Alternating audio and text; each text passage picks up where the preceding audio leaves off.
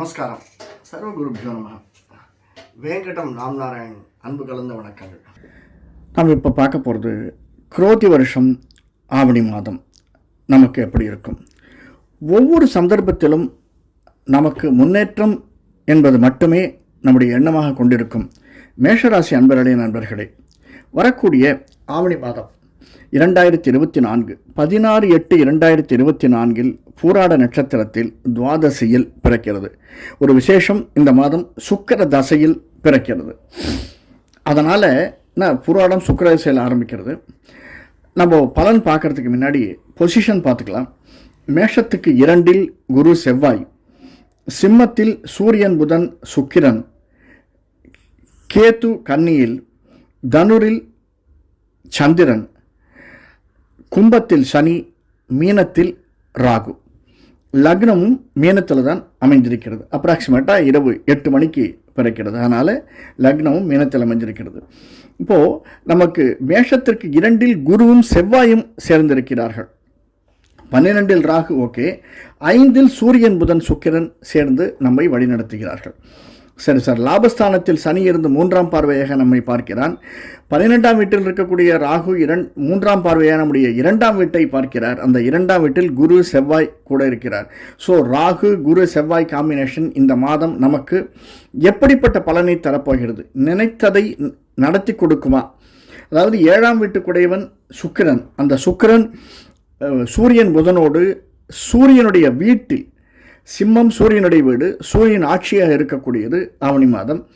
அந்த வீட்டில் சுக்கிரன் அமைந்து நம்மை வழிநடத்துகிறார். நாம் நினைத்தது நடக்குமா? 4ஆம் வீட்டில் இருக்கக்கூடிய, அதாவது 4ஆம் வீட்டுக்கு அதிபதியான சந்திரன் நமக்கு 9 குருவினுடைய வீட்டில், அந்த குரு நமக்கு 2ஆம் வீட்டில் இருக்கிறார்.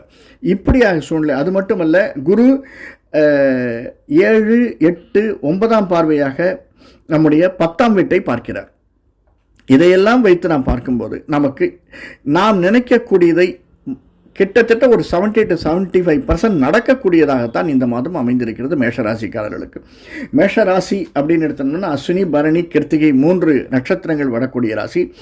3 நட்சத்திரங்கள் வந்தாலும் சூரியன் மகம், புதன் மகம், 2 கிரகங்களுமே மகத்தில் இருக்கக்கூடிய கிரகங்களாகவும், சுக்கிரன் பூரத்தில் இருக்கார். ஏன்னா சுக்கிரன் அடுத்த வீட்டிற்கு கிட்டத்தட்ட 15ஆம் தேதியிலேருந்து கன்னிக்கு செல்ல போகிறார். இதையெல்லாம் நாம் கணக்கில் கொண்டு நாம் நினைத்தது, அதாவது வீடு மனை வாங்கணும்னா ஒரு நிச்சயமாக ஒரு மாற்றம் இருக்கக்கூடும் சார். அது புது வீடு வாங்கலைனாலும் சரி, புது வீடு வாங்கினாலும், அல்லது நாம் வேறு இடத்திற்கு ஒரு ரெண்டில் இருந்தால் கூட வேறு இடத்திற்கு மாறுவதற்கான சாத்தியக்கூறுகள் நமக்கு நிறைய இருக்கின்றன. லாபஸ்தானாதிபதி அப்படின்னு சொல்லக்கூடியதாக 2ஆம் வீட்டில் இருக்கக்கூடியவன் நம்முடைய 7, 8, 9ஆம் வீட்டுக்கு அதிபதியான 12ஆம் வீட்டுக்கும் அவர் தான் அதிபதி. அந்த குரு 2ஆம் வீட்டில் இருக்கிறார், செவ்வாயோடு இருக்கிறார். அதனால் பூமியினால் நமக்கு லாபம் வரக்கூடியதாக, பழைய நில தகராறு ஏதாவது இருந்தால் அதெல்லாம் தீர்ந்து கொள்ளும்படியாக இந்த மாதம் நமக்கு அமைந்திருக்கிறது, ஆவணி மாதம் அமைந்திருக்கிறது. அது மட்டுமல்ல, கேது திசையில் நாம் எடுக்கக்கூடிய அனைத்து முடிவுகளும், அஸ்வினி நட்சத்திரக்காரர்கள் எடுக்கக்கூடிய அனைத்து முடிவுகளும் நமக்கு ஏற்றம் தரக்கூடியதாக அமைந்திருக்கும். ரீட்டைல் பிஸ்னஸ் மிகவும் ஓஹோன்னு இருக்கும் சார் இந்த மாதம். அதே மாதிரி மெடிக்கல், 2ஆம் வீட்டில் செவ்வாய் குருவோடு இருக்கார். செவ்வாயினுடைய பார்வை நமக்கு 8ஆம் வீட்டிற்கு இருக்குது. 1, 2, 3, 4ஆம் பார்வையாக நம்முடைய 5ஆம் வீட்டிற்கு இருக்குது. அந்த 5ஆம் வீட்டில் தான் சூரியன் புதன் சுக்கிரன் இருக்கார். அதனால் நிலம் சம்பந்தமாக நாம் எடுக்கக்கூடிய முடிவுகள் அனைத்தும் நமக்கு வெற்றியாக இருக்கும். மருத்துவ செலவுகள் குறைச்சலாக இருக்கும். மருத்துவத்தில் இருக்கவர்கள், அது முதலாளியோ தொழிலாளியோ, லாபம் தரக்கூடியதாக இந்த மாதம் நமக்கு அமைந்திருக்கும்.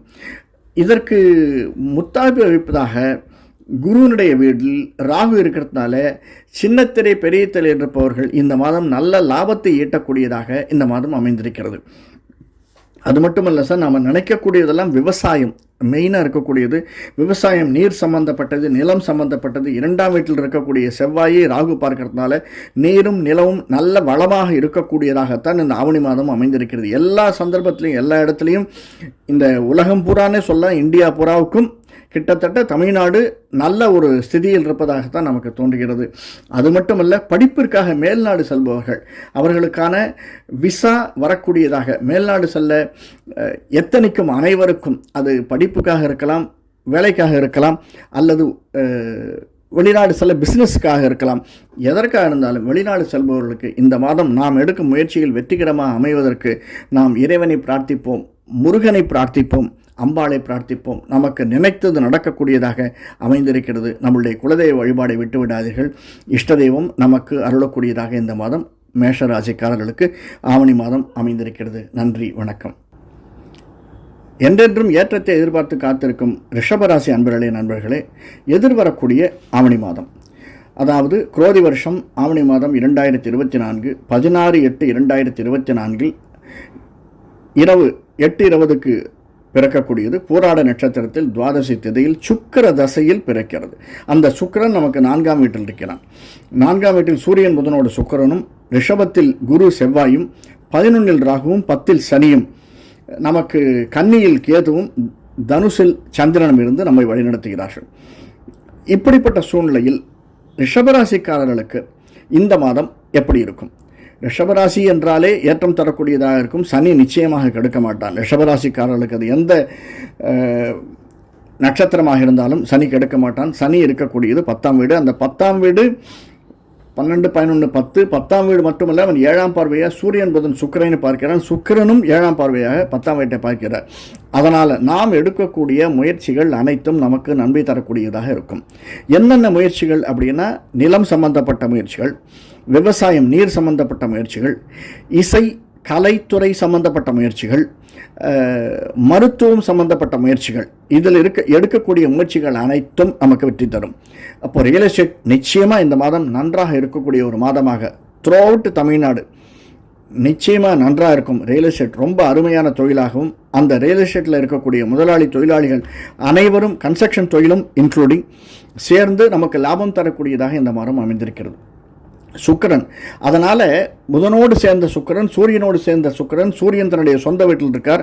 அதனால் பரிமளிக்கக்கூடியதாக, ஆன்மீகமும் அரசியலும் ஓஹோ என்று இருக்கக்கூடியதாக ரிஷபராசிக்காரர்களுக்கு ஆன்மீகத்திலும் அரசியலும் இருப்பவர்கள் மிக மிக ஏற்றம் தரக்கூடிய மாதமாக இந்த மாதம் அமைந்திருக்கிறது. சின்ன சின்ன சங்கடங்கள் நமக்கு வர லாபஸ்தானத்தில், அதாவது 11இல் குருவினுடைய வீட்டில் ராகு இருக்கார். அந்த ராகு 3ஆம் பறவையாக நம்முடைய வீட்டை ரிஷபத்தை பார்க்கறதுனால சின்ன சின்ன சங்கடங்கள் வரும். சார், எப்படிப்பட்ட சங்கடங்கள் வரலாம் அப்படின்னா, எதிர்பாராத சில சங்கடங்கள். அதாவது நாம் நினச்சிட்டு இருப்போம், இன்றைக்கி கையெழுத்து போட்டுடலாம், இந்த அக்ரிமெண்ட் சைன் பண்ணிடலாம் அப்படின்னு எல்லா ப்ரிப்பரேஷனோட போவோம். ஆனால் அந்த அக்ரிமெண்ட்டை சைன் பண்ண முடியாது. இந்த டீலை நம்ம இன்றைக்கே முடிச்சுட்டு வந்துடலாம் அப்படின்னு நினைப்போம், முடிச்சுட்டு வர முடியாது. சரி, நமக்கு ஒரு சர்ப்ரைஸ் கொடுக்கலாம் ஒய்ஃபுக்கு, இந்த மாதம் இன்னைக்கு கொடுக்கலாம் அப்படின்னு நினச்சின்னு போவோம். அது வேறு விதமாக நமக்கு முடிந்துவிடும். இந்த மாதிரி சின்ன சின்ன விஷயங்கள் நமக்கு நாம் நினைத்த முடிவை தரக்கூடியதாக இருக்காது. அது தவிர லாபஸ்தானத்தில் தான் ராகு இருக்கார். அதனால தான் நான் முதல்லையே சொன்னேன், அது குருவோடு சம்பந்தப்பட்ட ராகு, செவ்வாயோடு சம்பந்தப்பட்ட ராகு, 3ஆம் பார்வையாக ராகு பார்க்கறதுனால திரை இசை கலைத்துறையில் இருப்பவர்கள் மிக மிக மேன்மையை தரக்கூடியதாக இந்த மாதம் அமைந்திருக்கும். நான் முதல்ல அடிக்கடி சொல்லியிருக்கேன், அப்ளிகேஷன் போட்டால் தான் ஆர்டர் வரும்னு. நாம் எடுக்கும் முயற்சிகள் கிட்டத்தட்ட 75 to 80% ஆகிற முயற்சிகள் நமக்கு பலன் தரக்கூடிய முயற்சிகளாக அமைந்திருக்கும். அதில் சிறிதும் சந்தேகமே இல்லை. மேன்மேலும் பிஸ்னஸ்காரர்களுக்கு எந்த மாதிரி பிஸ்னஸ், நான் 4-5 பிஸ்னஸ் சொல்லிட்டேன். சினிமா பிஸ்னஸ், அதாவது சின்னத்திரை பெரிய திரை நல்லாயிருக்கும்.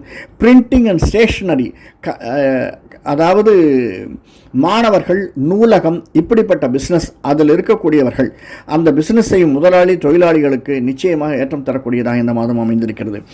அது மட்டுமல்ல, 10ஆம் வீட்டில் இருக்கக்கூடிய சனி, ராகுவோடு சேர்ந்த குரு நம்மை வெளிநாடு செல்பவர்களுக்கு யார் யாருக்கெல்லாம் வெளிநாடு செல்லும் பாக்கியம் இருக்கிறது, அப்படி அவர்கள் எடுத்துக்கூடிய முயற்சிகள் எல்லாமே இந்த மாதம் அவர்களுக்கு பலன் தரக்கூடிய மாதமாக அமைந்திருக்கிறது. ஆனால் முயற்சி எடுக்கணும், அப்போ தான் பலன் தருவார். அதே மாதிரி நம்முடைய 7ஆம் வீட்டை குருவும் செவ்வாயினுடைய வீட்டை பார்ப்பதனால் கணவன் மனைவிக்கு இடையே உள்ள உறவு மேம்படக்கூடியதாக அமைந்திருக்கும். அந்த உறவு நமக்கு பிற்காலத்தில் இன்னொரு 8 மாதம் 10 மாதம் கழித்து ஒரு அழகான புத்திரபாகியம் உண்டாவதற்கான சாத்தியக்கூறுகள் அதிகமாக இருக்கின்றன. நட்பு வட்டங்கள் நமக்கு நல்லதை தரக்கூடியதாக இருக்கும்.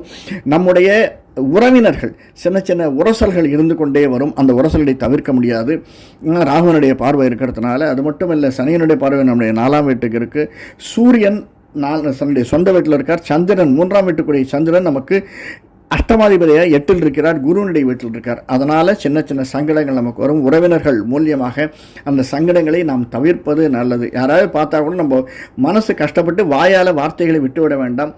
அதனால் வரக்கூடிய சங்கடங்கள் அதிகமாக இருக்கும். அதை தவிர்ப்பது மிக மிக நல்லது. எந்த இடத்திற்கு போனாலுமே நாம் நம்முடைய தெய்வமான, இஷ்ட தெய்வமான, குலதெய்வமான அந்த தெய்வத்தை வணங்கி வந்தோமே ஆனால் நிச்சயமாக, அதுவும் ஊருக்கு வெளியில் நாம் போகிறோம் அப்படின்னா எல்லை தெய்வத்தை, அம்மனை நாம் வணங்கி வந்து அதை அந்த அம்மனுக்கு நாம் ஒரு அபிஷேகமோ அல்லது ஒரு அர்ச்சனையோ செய்துவிட்டு கிளம்பி வந்தோமானால் அவை எல்லாம் நமக்கு சாத்தியக்கூறுகளாக, நமக்கு பலன் தரக்கூடியவர்களாக அமைந்திருக்கின்றது. முக்கியமான சொல்லணும்னா ரீட்டைல், ஒரு இடத்துக்கு ஒரு இடம் சென்று விற்கக்கூடிய வியாபாரிகளுக்கு இந்த மாதம் மேன்மையும் நிறைய விளைச்சலும் தரக்கூடியதாக, அவர்களுக்கு நல்ல லாபத்தை தரக்கூடியதாக ரிஷபராசிக்காரர்களுக்கு ஆவணி மாதம் அமைந்திருக்கிறது. மிக்க நன்றி, வணக்கம்.